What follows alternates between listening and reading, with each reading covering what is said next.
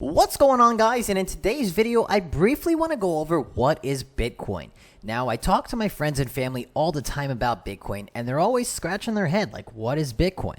So in today's video I want to bring light on what Bitcoin is and give you a better understanding of this complex system. However, before I get into what Bitcoin is, I want to go over what money is. You need to understand what money is before going into what Bitcoin is to get a little better understanding of how money works. Now, I've written a blog post on the evolution of money, and the link to that article will be in the description below. But to sum it up for you guys, money is essentially trust. It's a medium of exchange, a store of value, and a unit of account. That means that I can give you X amount of dollars for X amount of goods, and the person on the other end knows what they're getting because they see the value in the exchange. So $20 bill gets me $20 of goods. Both people are happy because they know what it's worth. Not only that, but it's a unit of account. So person could be, well, A is worth this much and B is worth that much. I think I'm going to go with A. So you're able to compare apples to oranges. Now, I've written articles on the evolution of money, and the link to that will be below, but you can see what makes money money. Well, it's a medium of exchange, a store of value, a unit of account. And here's the big part. The essential characteristics that make money money, well, it's durable, it's portable, it's divisible, it's uniformity, limited supply. Limited supply is a big one, and acceptability. These characteristics make money what it is in today's society. I also talk about the evolution of money, how going from barter to banknotes, to the invention of paper money, and the evolution of money introduced inflation, the birth of the dollar, and ultimately where I see money heading in the future. Now, before we get into what Bitcoin is, here's some traits of money. You see gold, you see fiat, the dollar, and crypto Bitcoin. And you can see Bitcoin checks the box in a lot of these categories. Fungible, non-consumable, portability, durability, divisibility, secure, easily to transact, scarce. Scarce is the big one, guys. Sovereign, government issued, decentralized, and smart, programmable. You can see gold has some box better than the dollar. However, Bitcoin trumps a lot of these characteristics, if not all of them. So you have a general understanding of what money is. So now let's get into what Bitcoin is. Now, what is Bitcoin, you might be wondering? Well, I've written an article on that, and we'll briefly go over that. Well, Bitcoin was created in 2008 by an anonymous person called Satoshi Nakamoto. He made the Bitcoin white papers, and the network came live on January 3rd, 2009, making Bitcoin 12 years old today. Now, Bitcoin, you can see. What makes it different? Well, the properties of it. It's immutable, unforgeable, eternal, maintains value, represents the exchange of value in the future as a promise.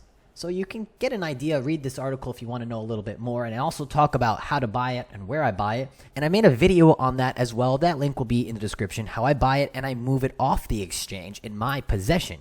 Link to that will be below. But let's dive a little bit into more of Bitcoin's characteristics. Now, here's another site I really like. It's called buybitcoinworldwide.com. So there's 21 million coins in existence. However, only 18.6 million are currently mined. I'm not going to get into mining. It's very complex. So about 88.5% of Bitcoins have been mined, meaning there's 2.4 million that are left to mine, and there's 900 new Bitcoins that are mined every day on the block. I don't want to get into mining because it's just a whole nother different video. But we'll go over this. We'll scroll down.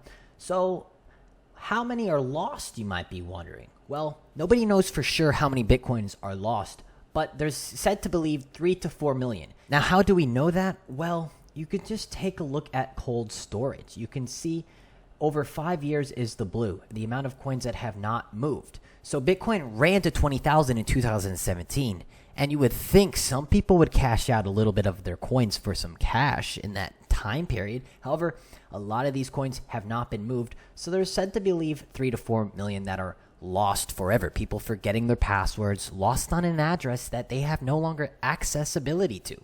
So when you take that into account, 21 million coins will be total mined.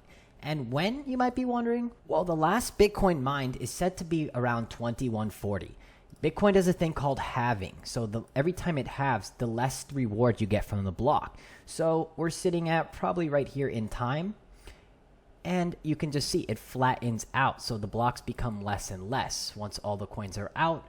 They're said to believe around 2140 altcoins will be mined, maybe sooner with technology getting better. So you take 18.6 million coins that are out currently, subtract 14 million from that, you're looking at roughly 15 million coins into existence right now. Now, that's a lot of coins, you might be wondering. However, when we look at the distribution, and this is a site I go to very often, it's called the Bitcoin Rich List. And what I want to show you here, guys, is that 61% of the coins make up 0.5% of the total amount of coins.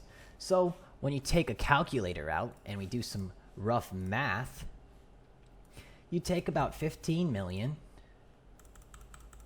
and you times it by like 61%, meaning about 9 million coins are held by a very few amount of people. So you take the 15, you minus 9, you're looking at roughly 6 million coins that are available for the exchange, maybe even less. More people like me want to buy and hold and never sell. If more and more people become with that mindset, it's going to be less and less and less hitting the exchange. Now, I want to show you something cool. Now, it doesn't take much to be high up on this list. Now, to owning 0.001 to 0.01, that puts you better than 50% of the people. So you're in the top half bracket by just owning fractional amounts of Bitcoin. Now, if you want to go a little bit further, if you own 0.01 to 0.1, now you're better than 75% of the people by just putting in 0.01, $400 roughly, a little less, puts you high up on the pedestal. Now, if you want to go a little bit more, you put about 4K in, you're at 0.1 to 1. Now you're better than 90% of the people that own Bitcoin. Now, each address is about a person. So you can see how many people are richer than $1? 29 million. How many are richer than $100? 13 million. How many are richer than 1,000? 5.4. And so on and so on. You can just see you get less and less and less. And you can see how much one person owns over 140,000. However, that's an exchange. You can see right there, 140,000. So that's not a real person. That's an exchange that holds that. So to get an idea of the distribution, lets you grasp what Bitcoin is. So if you can just put in a few $100s and be better than half the people, what do you got to lose? Why would you not want to risk for a potential huge reward one day? Now, it might be complicated. Well, what's Bitcoin? 1 Bitcoin is a lot of money. Well, I can't afford 1 Bitcoin. And believe me, I tell people, don't feel discouraged. If you can't own a full Bitcoin, you don't need to be high up on the totem, as you can see in the distribution. Now, the smallest unit of account is a Satoshi. And a Satoshi, Bitcoin goes out to 8 decimal points. So you can see 1, 2, 3, 4, 5, 6, 7, and 8. That's 1 Satoshi right there. 1 full Bitcoin is 100 million Satoshis. So I ask everybody, are you a Satoshi millionaire? Now, when you take a look at it, currently $1 gets you 2,750 Satoshis. Now, this is the value of the dollar, and you can just see it's depleting. Now, getting back onto the dollar, what is our dollars we hold? Well, we take a look at our M2 money market. Now, what is M2 monetary supply? Well, it's the U.S. money stock that includes M1, which is currencies and coins held by non-bank public checkable deposits and traveler checks, plus savings deposits, including money market deposit accounts, small-time deposits under 100K, and shares in retail money market mutual funds. So take a look at this. This is our M2 supply, and you can see when COVID hit, we printed $4 trillion. This looks very similar to the NASDAQ. If you take a look at the NASDAQ on the stock exchange, you can just see the more we print, the more the stocks go higher. And what happens in turn? Well, the less the dollar becomes worth. You can just see it dropping. So being a Satoshi millionaire would be 1 million Satoshis, and that would be equivalent to 0.01. So 0.01 times 36K is $360 or so. So putting $360 in Bitcoin, you can just see right up here, puts you in the 0.01, which makes you better than half the people on this planet that own Bitcoin. That's pretty remarkable if you ask me. Now, last but not least, I want to wrap things up, and I want to show you our debt clock. You can just see our U.S. debt is constantly climbing, approaching $28 trillion. This number is not going down. So it's going to keep rising. Under Biden, we're going to have more stimulus. We're giving people checks for peeps' sakes. People are getting free money. What is that doing to the dollar? It's devaluing the dollar. So I like to tell people, if you can move some of your value onto the blockchain, Bitcoin network, why would you not want to risk and gamble and putting just a small couple $100 into something that could potentially one day be worth a huge amount of money? So anytime you have extra money lying around, what do you got to lose? Throw $10, $20. It's like buying a scratch off at your gas station. Yeah, you scratch it off. Most of the time, you're the loser. However, with this, you own some, and now it's in your possession. However, when it isn't in your possession, you want to move it. You want to move it. I don't have my ledger around me, but onto your little ledger. Move it off to a private wallet. There's a saying that goes, not your keys, not your coin.